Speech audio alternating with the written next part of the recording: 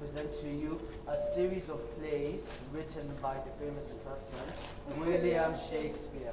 Enjoy.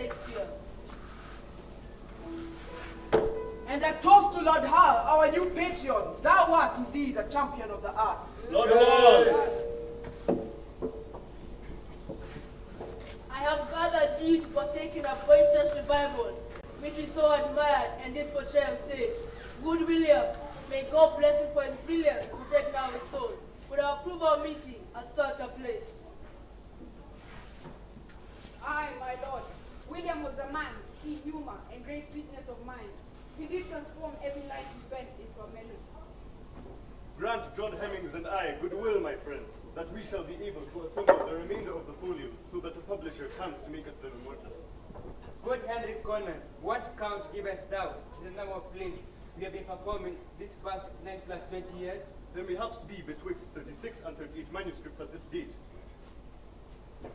And forget thee not the 154 sonnets, published 9 years past, nor the narrative poems from 1593 and 94. Nay, the world is rich at having had will stand upon her back. And the world is rich for the presence of these fair wenches, whose graceful forms do great justice for the world of art. Sit ye down, Sirrah, and involve thyself in this discussion, and leave yonder maid for more adept hands. Readily will I admit defeat, but never shall I accept so bold a comment, issued by the impudent lips of me. Oh, come, dishonorable, bad submission, Alastair Cutter! Let no man say hereafter that Nicholas Plunkett's stool is not one that is ponderably wielded. Bonnie Shakespeare did say, of love, enough can never be said. My lord, in order to aid in our recollection and provide fitting entertainment, may we have the honor of presenting you with some fair samples of stagecraft penned by he to whom we were so greatly indebted. Thou mayest. May we beg your leave to permit us to grace our scenes with that which is in fact forbidden this day upon the public stage? And what be that request, good man Condell? That you would allow those amongst us of fairer form to play such parts which young lads don't seem quite proficient at. Ye meanest the lady shouldest act. Quite so. Fasten the doors that we here alone shall see, and let us begin. 'Twas the good King Alfred who said, giving men who pray, men who love, men who sing, and men who fight, and England shall rule the world. So let the sweetness of a song set the mood for our recollection. Singers, let us be caressed by your sweet melody. Fire, fire, lo here I burn in such desire, that all the tears I can strain, out of mind I die empty brain, cannot allay my scorching pain. O ocean, haste with all your streams, and if you cannot quench my fire, drown both me and my desire. Drown both me and my desire. 'Twas Ovid who did say, love is a kind of warfare. The Greeks did but say it better. With no less than 4 words did they ascribe to that which our English expression possesses one. The highest form of love is agape.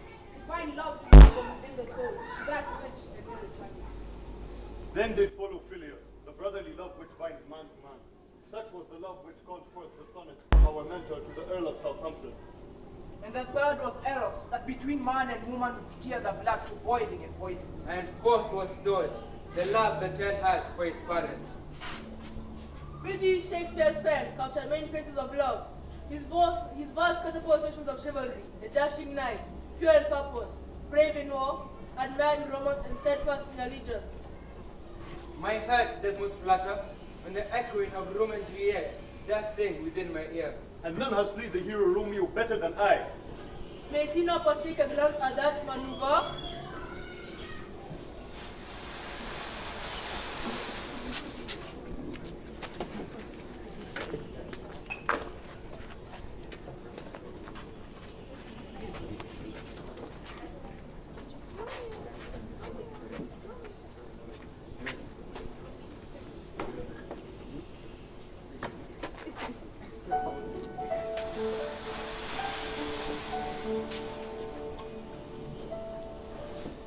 I dreamt a dream tonight.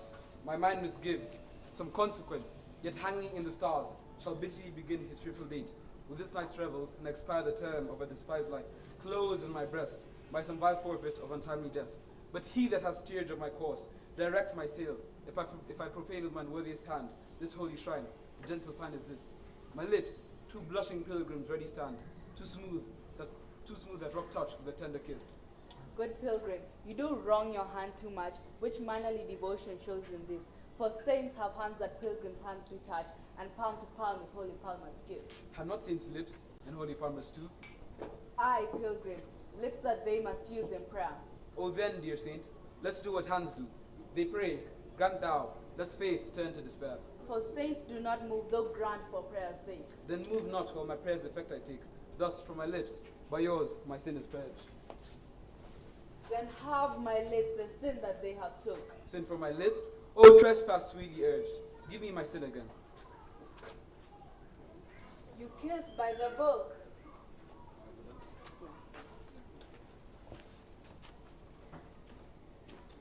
Oh, she doth teach the torches silver and bright. It seems she hangs upon the teeth of night, like a rich jewel on an Aesop's ear, beauty too rich for use, for earth too dear. She shows the snowy dove, trooping with the crows. Oh, yonder o'er her fellow shows, is my heart loved till now? Forswear it, for I never saw true beauty until this night. But soft, what light through yonder window breaks? This is the east, and Juliet is the sun. Arise, fair sun, and kill the envious moon, who who is already sick and pale with grief, for her maid art far more fair than she. But she is not her maid, since she is envious. Her vessel's livery is but sick and green, and none but fools wear it. Cast it off. It is my lady, oh, it is my love. If only she knew who she were. See how she leans her cheek upon that hand. If only I were a glove upon that hand, that I may touch that cheek. Oh, Romeo, She speaks. Romeo, wherefore art thou Romeo? Deny thy father and refuse thy name. Or if but wilt not be but sworn my love, then I'll no longer be a Capulet. 'Tis thy name that is my enemy. Thou art thyself, though not a Montague. What's a Montague? It is nor hand, nor foot, nor arm, nor any other part belonging to a man. What's in a name? That which we call a rose, by any other name, would smell so sweet. So Romeo would, were he not Romeo called, retain thy dear perfection, which he owes without that title. Romeo, doff thy name, and for thy name take all myself. Come night, come Romeo, come day and night. Thou wilt lie upon the wings of night, whiter than a new snow on a raven's back. Come, gentle night, come, loving black broad night. Give me my Romeo, and when he shall die, take him and cut him into little stars, and he will make the face of heaven so fine that all will come to love the night and pay no worship to the garish sun.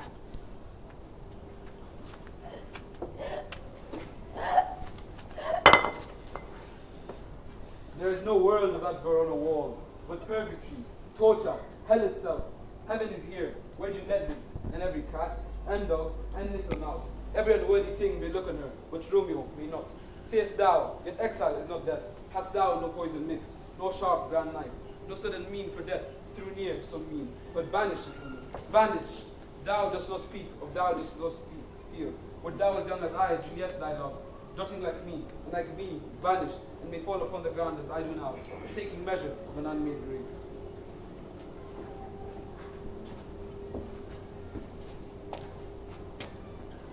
A grave? Oh no, a lantern, slaughtered youths. For here lies Juliet, and her beauty makes this vault, full of feasting presents, full of light. How oft, when men are at the point of death, have they been so merry, which the keepers call a streak of lightning before death? Oh, how may I call this a streak of lightning? My lady, my love, this to suck the honey of thy breath, hath had no power, yet upon thy beauty. Thou art not conquered, beauty in sign yet. Oh, Juliet, why art thou so fair? Shall I believe that the lean abhorred monster keeps thee here in the dark to be his fireman? For fear that here I will remain, and never from this palace of dim night depart again. Here I will remain, with worms as thy chimneys. Oh, here I set up everlasting rest, and shake the yokes of inauspicious stars. Come, bitter conduct, come and savory guide, that desperate pilot may run upon thy dashing sea-weary bark. Here's to my love. Oh, coquetry, thy drugs are quick. Thus, with a kiss, I die.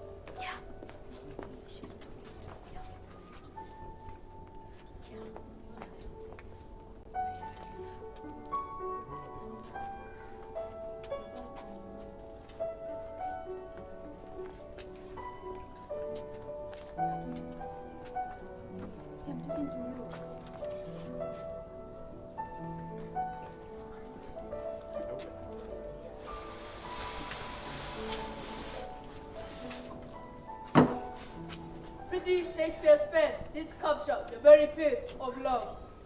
Aye, my lord, but I do most enjoy the battle royale betwixt the bold Petruchio and fair Kate in the Taming of the Shrew.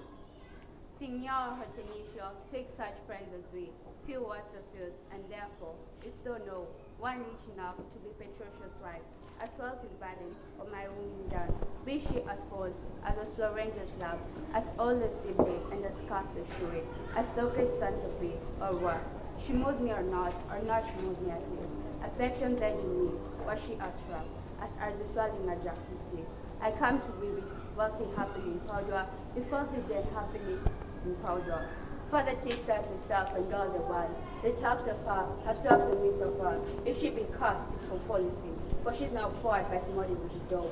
She's not hot, but sharpened as a month. For patience, she'll come to prove a second result. The Roman lacquey for her chastity, and to conclude that upon Sunday is the wedding day. I pray you, sir, is it your will to make a stale of me amongst these maids? Mates? Maid? How mean you that? No maids for you unless you are gentler, madam. In faith, sir, you shall never need to. I wish it's not halfway to her. And if it were, down not her care should, to comb your nipple with a three-legged stool and paint your face and use you like a From fool. all such devils, Lord deliver us. Come, you was. I fainted too angry. If I be waspish, best beware my stay. My remedy is then to black it out. Hey, if the fool could find it where it lies. Who does not know where a was does his thing in his tail?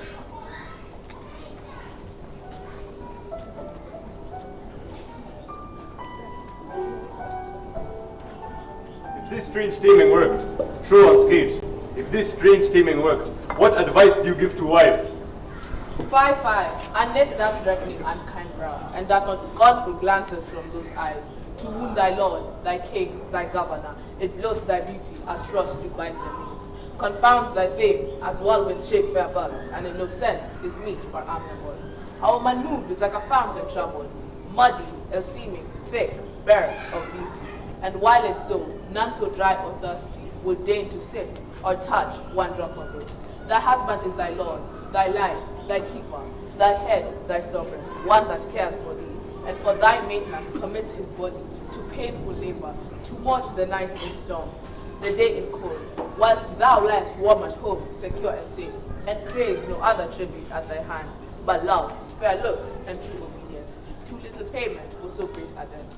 Such duty as the subject owes a prince, even such a woman oweth to her husband, and when she is forward, peevish, sullen, sour, and not obedient to his honest will, what is she but a foul contending rebel, and a graceless traitor to her loving lord? I am ashamed that women are so simple, to offer war where they should kneel for peace, or seek for rule supremacy and sway, when they are bound to serve, love, and obey.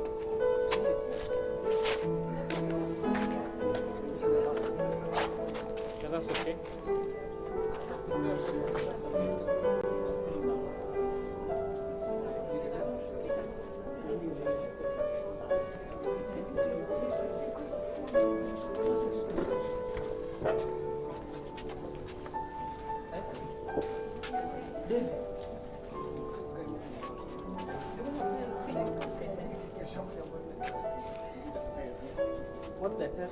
He's not here.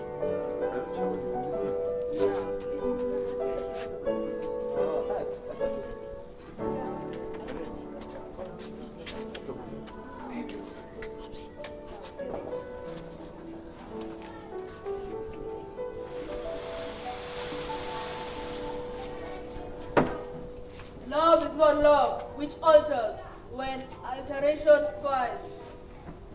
My mind's eye finds no fairer lass in womandom than fair Portia in the Merchant of Venice. Dost thou remember that old, crusty, selfish rascal Shiloh, and his lease on revenge to take a pound of flesh from Antonio's herd for a want of debt not repaid? And clever Portia did turn his plan tipsy-turvy. May we not but take a glance at that maneuver? Your wish is our will, my lord. And if Antonio cannot repay your debt, will you still take a pound of his flesh? Truly, what will that do? To bait fish with oil, it will feed nothing else. It will feed my revenge. He hath disgraced me, hired me, hath even laughed at my losses, mocked at my gains, scorned my nation, throttled my bargains, cooled my friends, hated my enemies. And what is his reason? I am a Jew!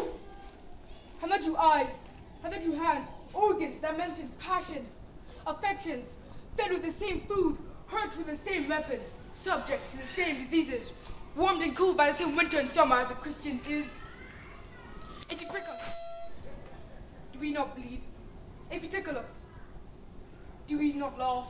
If you poison us, do we not die? And if you wrong us, shall we not revenge? The quality of mercy is not strange. It droppeth as a gentle rain from heaven upon the place beneath. It is twice blessed. It blesseth him that gives and him that takes. 'Tis mightiest in the mightiest. It becomes a throned monarch better than his crown. His scepter shows the force of temporal power, the attribute to awe and majesty. Wherein God sit the dread and fear of kings, but mercy is above his sceptred sway. It is enthroned in the hearts of kings. It is an attribute to God himself. And earthly power doth show like as gods, when mercy seasons justice. Therefore, Jew, if justice be thy plea, consider this, that in the course of justice, none of us shall see salvation. I pray let me look upon the bond. Here it is, most reverend doctor. Here it is. Shylock, there is thrice thy money offered thee. An oath! An oath! I have an oath in heaven. Shall I lay perjury upon my soul? No! Not for Venice. Why this bond is forfeit, and lawfully by this the Jew may claim, a pound of flesh by him be cut off, nearest the merchant's heart. Be merciful, take thrice thy money, bid me tell the bond. When it is paid according to the tenor, it doth appear you are worthy judge. You know of the law. Your submission have been most sound. For if I taught you by the law, you'd be a well-deserving pillar. Proceed to judgment, but by my soul, I swear, there's no power in the tongue of man to alter me. I say here on my bond. Antonio, prepare a bosom for his knife. Oh, noble judge, oh, excellent young man. For the intent and purpose of the law hath full relation to the penalty, which here appeareth due upon the bond. 'Tis very true, O wise and noble judge. How art thou more elderly than thou looks? Therefore, lay bare your bosom. I his breasts, nearest his heart. Those are the very words. It is so. Is there a balance here to weigh the flesh? I have them ready. Have by some surgeon, Shylock, on your own charge, to stop his wounds, lest he do bleed to death. Is it so nominated in the bond? It is not so expressed, but what of that? For of good you do so much for charity. A pound of this same merchant's flesh is shine. The court awards it, the law doth give it. Most rightful judge. And you must cut this flesh from off his breast. The law allows it, the court awards it. O learned judge, a sentence, come prepare. Tarry a little, there is something else. This bond clause gives thee no jot of blood. The words expressing it are a pound of flesh. But in the cutting, if thou cause shed one drop of Christian blood, thy lands and goods are by the state of Venice confiscate unto the state of Venice. Is that the law? Thyself shalt see the act, for as thou art just justice be assured, thou shalt have more justice than thou desirest. I take this offer then, pay the bond thrice, and let the Christian go. Here's the money. Soft, the Jew shall have all justice. Soft, no haste. He shall have nothing but the penalty.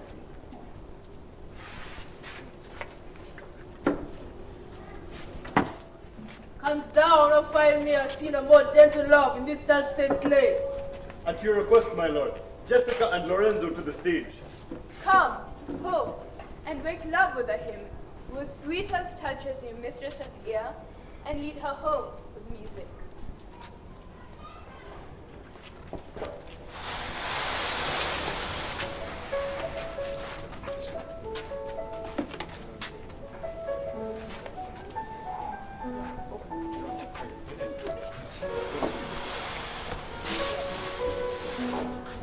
I am never merry when I hear sweet music. The reason is, your spirits are attentive. The man that hath no music in himself, nor is moved with concord of sweet sounds, is fit for treason, stratagems, and spoils. The motions of his spirit are dull as night, his affections dark as herbs. Let no such man be trusted. Listen to the music.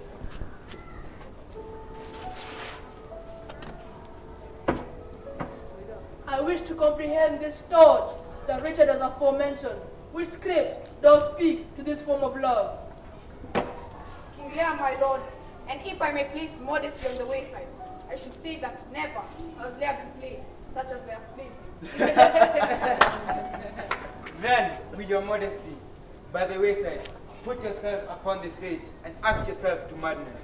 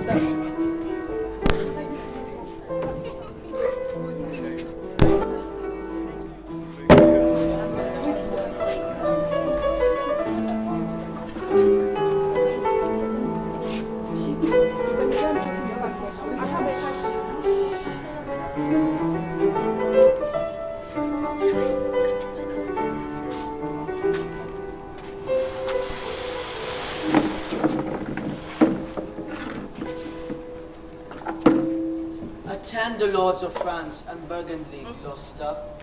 I shall, King Lear. Give me the map there. Know we have divided in three our kingdom, and 'tis our fast intent to shake all cares and business from our age, conferring them from younger strengths. Gorman, our eldest boy, speak first. Sir, I love you more than what can will the matter. Dearer than eyesight, space, and liberty. Beyond what can be valued, rich or rare. No less than life with grace, health, beauty, and honor. As much as a child loved, a father found. A love that makes best power and speech enables. Beyond all manner of so much, I love you. What shall Cordelia speak? Love and be silent? Of all these bounds, even from this line to this, with shadowy forests and with champions rich, with plenteous rivers and wide-spread meads, we make thee lady. To thine and Albany's issues be this perpetual. What says our second daughter, our dearest Regan, wife of Cornwall? Speak. I am made of that self-matron as my sister. I am made of that self-matron as my sister. In my true heart, I find she names my very deed of love. Only she comes too short that I profess myself an enemy to all other joys, which the most precious square or sense possesses. I find I am alone, Felistinate, in your dear highness' love. Then poor Cordelia, and yet not so. I'm sure my love's more richer than my tongue. To thee and thine, this ample third of our fair kingdom, no less in space, validity, and pleasure than that conferred on Gondor. Now, our joy, Cordelia, what can you say to draw a thought more opulent than your sisters? Speak. Nothing, my lord. Nothing? Nothing. Nothing will come of nothing. Speak again. Unhappy that I am, I cannot heed. My heart into my mouth, I love your majesty, according to my bond, no more nor less. How now, Cordelia? Mend your speech a little. lest you may mar your fortunes. Good my lord, you have begot me, bred me, loved me. I return those duties of the right fit. Obey you, love you, and must honor you. Why have my sisters' husbands, if they say they love you all, happily when I shall wed, that Lord whose light shall take my light shall carry. Half my love you think, half my care and duty. Sure I shall never marry like my sisters, to love my father all. But goes thy heart with this? Ay, my good lord. So young and so untender. So young, my lord, indeed. Let it be so. But thy truth then be thy dower. I disclaim all my paternal care, my sometime daughter. Good, my liege. Peace, Kent, come not between the dragon and his wrath. I loved her most, and thought to rest in her kind nursery. Hence and avoid my sight. Royal Lear, whom I have ever owned as my king, loved as my father, as my master followed, as my great patron thought on my prayers. The bow is bent and drawn. Make from the shaft.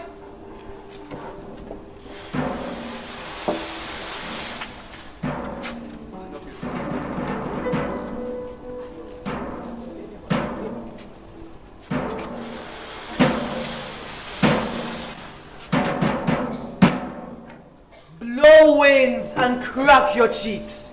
Rage, blow, you cataracts and hurricanes. Spouted of drenched steeples, drown the cocks. You sulphurous and thought-executed fires, born curries of oak-cleaving thunderbolts, singe my white head, and thou, all shaking thunder, strike flat the thick rotundity, O the world. Crack nature's modes that make ungrateful man. Rumble thy bellyful, spit fire, spout rain. No rain, wind, thunder, fire are my daughters. I tax not you, you elements with unkindness. I never gave you kingdom, called you children. You owe me no subscription. Let fall on your horrible pleasure.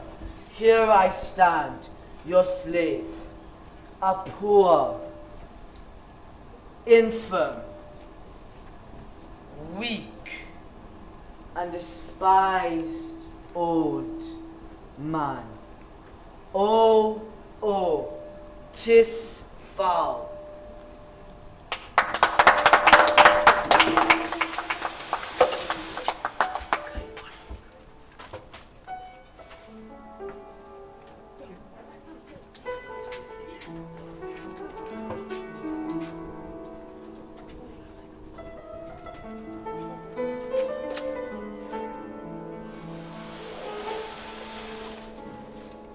Pray, what happened to the old king after his fickle old daughters cast him out onto the stony heath? Acted with hubris, Master Hemmings. It was passing fair. Passing fair, says he. Were you not a dear friend? And I not to fear despoiling this oaken chair, had used to crown thy hollow pate? Thy collar does seem a bit high, Master Hemmings. Let us cool thee with a scene from a play that is all moonlight with a touch of moonshine. A fairy tale of cowslips, hedgehogs, and rustic folk. It is a play that looks at the world upside down, like a pool, like a reflection in a pool of water. I speak most certainly of those simple souls in a midsummer's night's dream.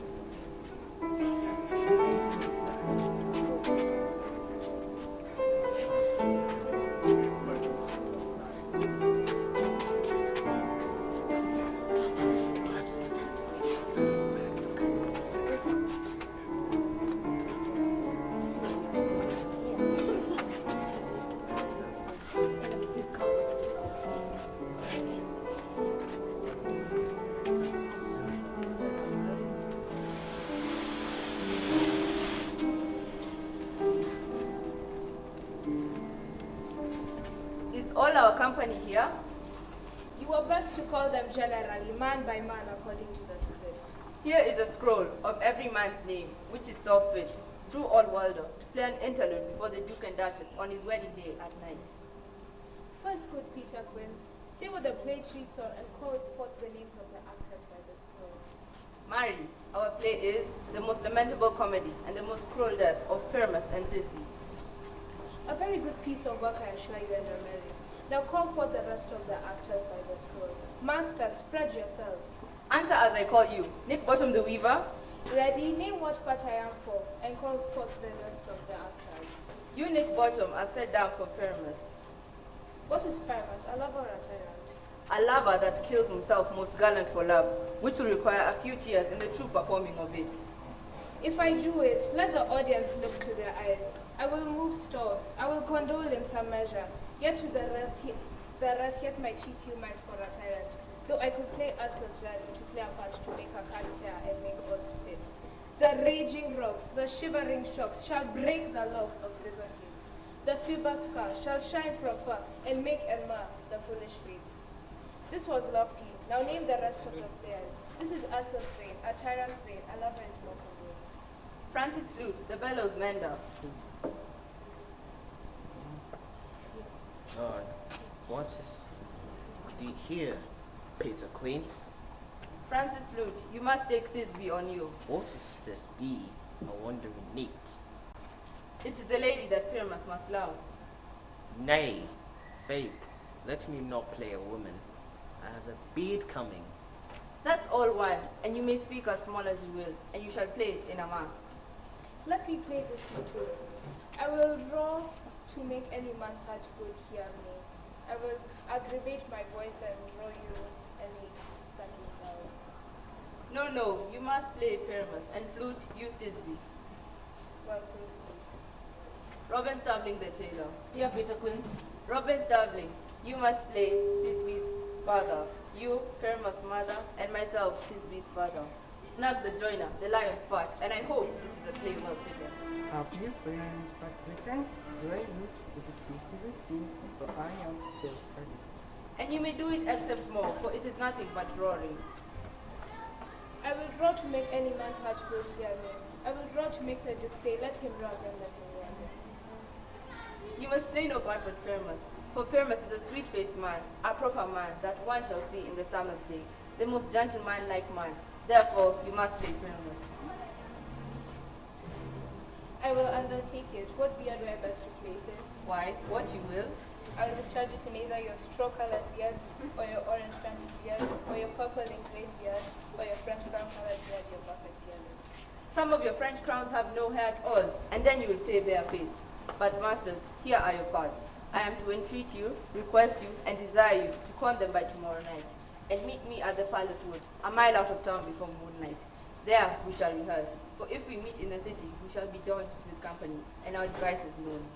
In the meantime, I will draw a bill of properties, such as our play wants. I pray you fail me not. There we will rehearse most obscenely and courageously. Take pains, be perfect, adieu. At the Duke's Oak we meet. Enough will look at those strings. Does not Bottom's persons reflect on thine own, friend John? Canst thou not show a scene of tempered love? The north and south pole of love can be seen in Love's Labor Lost, which I do confess moves me every time. Here, time is the law of the soul. Immediate gratification is impossible and it must wait. 12 long months must pass before it can be satisfied. How would we fare in such a challenge in the heat of Eros?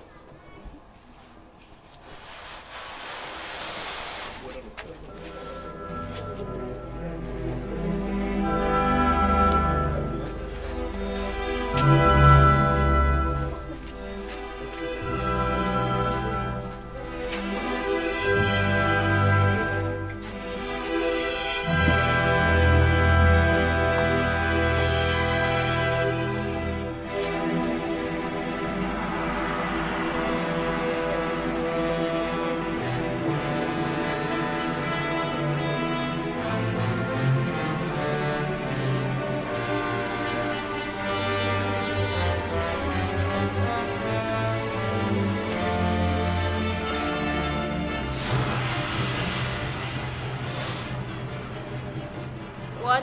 Was your visit made without a tongue? I know the reason, lady. Why you ask? Oh, for your reason, quickly, sir, I love.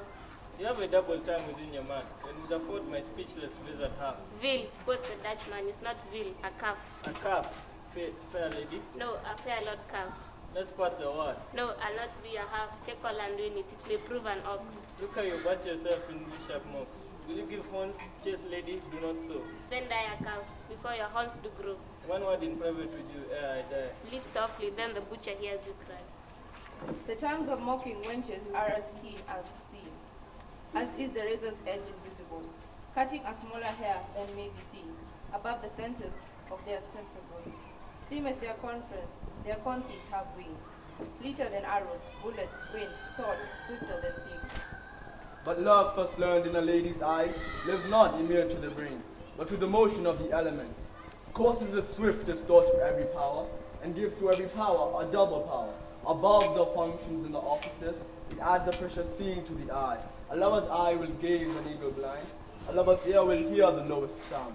When the suspicious head of thrift is stopped, love's feeling is more soft and sensitive. Than are the tender horns of a cockle snail, love's tongue provides dainty buckets grossly taste. For vile as not love, Hercules, still climbing trees in the Hesperides, subtle as sphinx, as sweet and musical, as bright as Apollo's lute strung with his hair.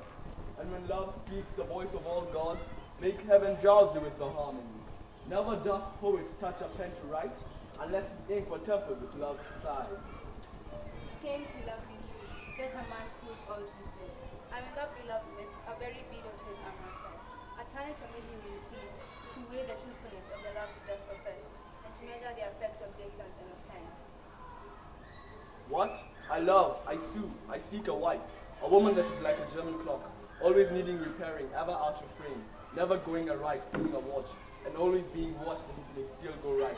A whitely woman with a velvet brow, with two pitched balls stuck to her face for eyes. Aye, and by the heavens, one that will do the deed. I will sigh for her, watch for her, pray for her. Go to, it is a plague that Cupid will impose for my neglect of his almighty dreadful little might. Well, I love, write, sigh, pray, sue, and grow, to win the love of my lady. Oft I have heard of you, my Lord Byron. Before I saw you, and the world's large tongue proclaimed you for a man refused with mocks, full of comparisons and moving clouds that lie within the masterful range. To read this wormwood from your faithful brain, without the which I am not to be one, you shall this 12-month tongue from day to day visit the speechless sick and still converse, and your task shall be, with all the fierce and love of your wit, to force the pain impotent to smile. To move while laughter from the throat of death, it cannot be, it is impossible. Mirth cannot move the soul in agony. Why, that's a way to choke a giggling spirit, whose influence is begot of that low grace, which shallow laughing hearers give to fools. A just prosperity lies in the ear of him that hears it, never in the tongue of him that makes it. Then, if sickly ears deaf to the clamors of their own dear groans, you hear your idol scorned. Continue then, and I will have you and that fault to God. But if you will not throw away that spirit, and I shall find you empty of that fault, right joyful of your reformation. A 12-month? Well befall what will befall. I'll just a 12-month in a hospital.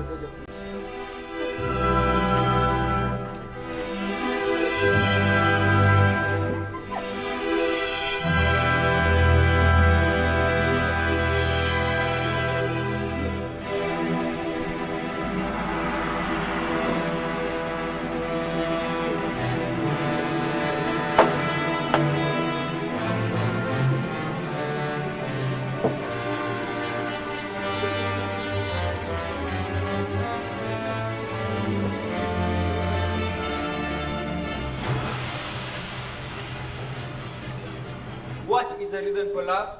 Ask me, one reason why I love you. For those who love, ask me, one reason why I love you. For those who love as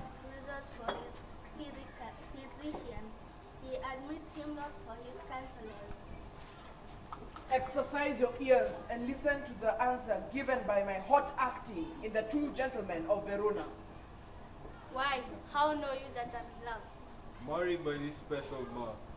First you have learned to rest your arms like a malcontent, to relish a love song like a robin redbreast, to sigh like a schoolboy that had lost his ABCs, to weep like a young wench that had buried her grandam, to fast like one that takes diet, to watch like one that fears robins.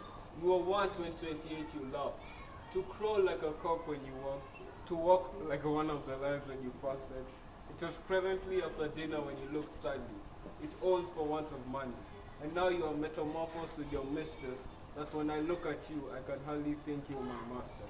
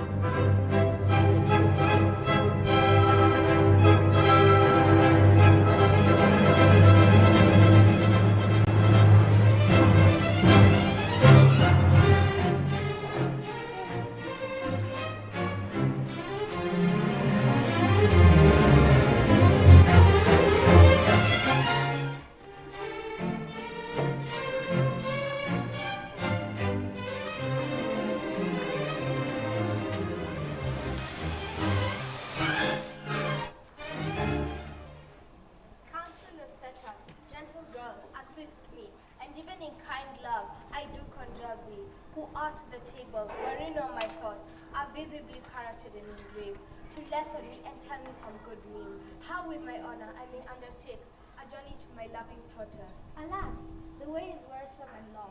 A true devoted pilgrim is not too weary to measure kingdoms with his feeble steps.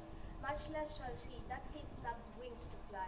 And when the flight is made, for one so dear, of such divine perfection as some protest.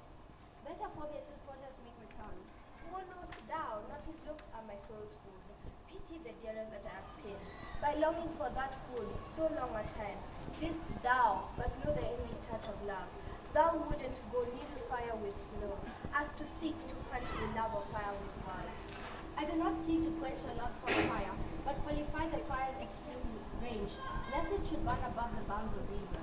The more thou dampst it up, the more it burns, the current that with gentle murmur glides. Thou knowest, being stopped, impatiently to speak, and when his fair course is not hindered, made sweet music with his elder men's tune, giving a gentle kiss to every stage.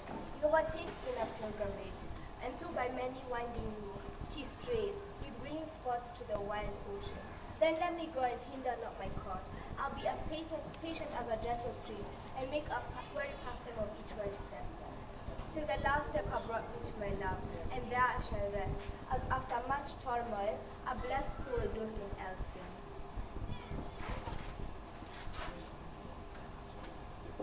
I beseech thee, actress, perform a sonnet or three in this same vein.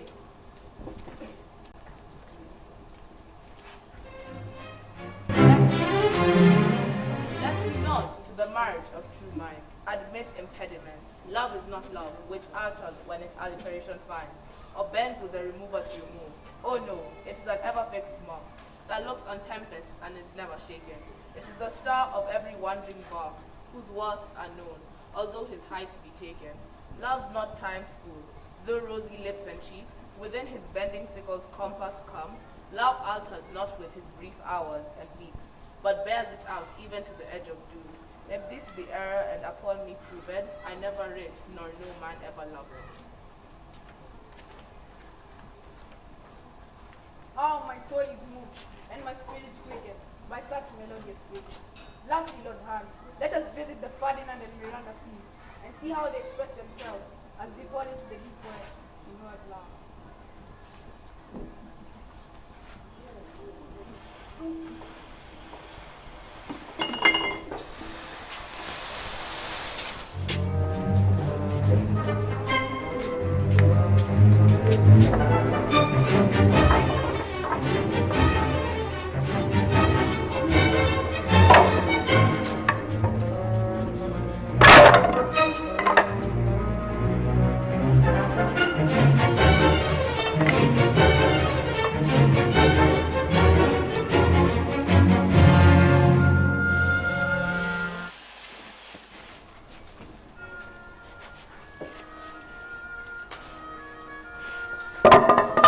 There be some sports are painful, and their labor, delighting them sets up.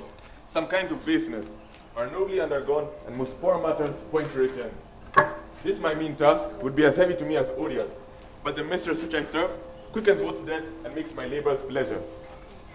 I must remove some thousands of these logs and pile them up upon a sore injunction. My sweet mistress weeps when she sees me work and says such baseness. Never had like executor. I forget, but these sweet thoughts do even refresh my labors, most busy less when I do it. Alas, now pray you work not so hard. I will the lightning hard burnt up those logs that you enjoin to pile. Oh, most dear mistress, the sun will set before I shall discharge what I must strive to do. If you'll sit down, I'll bear your logs the while pray. Give me that, I'll carry to the pile. No, precious creature, I'd rather crack my sinews, break my back, than you should such dishonor undergo while I sit lazy by. It will become me as much as it does you. I shall do it with much more ease, for my goodwill is to it and yours it is against. You look well. No, noble mistress, it is fresh morning with me when you are by at night. I do beseech you chiefly that I might set it in my prayers. What is your name? Miranda. Admired Miranda, indeed the top of admiration, what was dearest to the world. Full many a lady I have eyed with best regard, and many a time. The harmony of their tongues hath into bondage brought my too diligent ear. For several virtues I have liked several women, never any with so full soul, but some defect in her did quarrel with the noblest grace she owed, and put it to the foil. But you, oh you, so perfect and so peerless, are created of every creature's best. I will not wish any companion in the world but you, nor can imagination from a shape beside yourself to like of, but I prattle something too wildly. I am in my condition, Miranda. A prince, I would no more endure this wooden slavery than to suffer. The flesh fly blow my mouth, hear my soul speak. The very instant that I saw you did, my heart fly to your service. There resides to make me slave to it for your sake, a mindless patient logman. Do you love me? O heaven, O earth, bear witness to this. Beyond all limit of what else in the world, do love, prize, honor you. I am a fool to weep at what I am glad of. Wherefore weep you? At mine unworthiness that dare not offer, what I desire to give and much less take, what I shall die to want. But this is trifling, and all the more it seeks to hide itself. The bigger bulk it shows, hence bashful, cunning, and from me plain and wholly innocent. I am your wife if you will marry me. If not, I'll die your maid. To be your fellow you may deny me, but I'll be your servant whether you will or no. My mistress dearest, and I thus humble ever. My husband then. Aye, with a heart as willing as bondage ere of freedom. Here's my hand. And mine with my heart in it, and now farewell till half an hour hence. 1,000,000.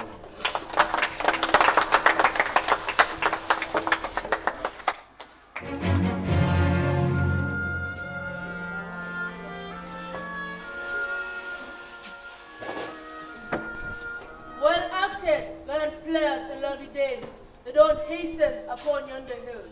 This night we have well remembered William Shakespeare, and the love we born for him. I bid you adieu and invite you to tarry until you have drained the last. Now I must depart.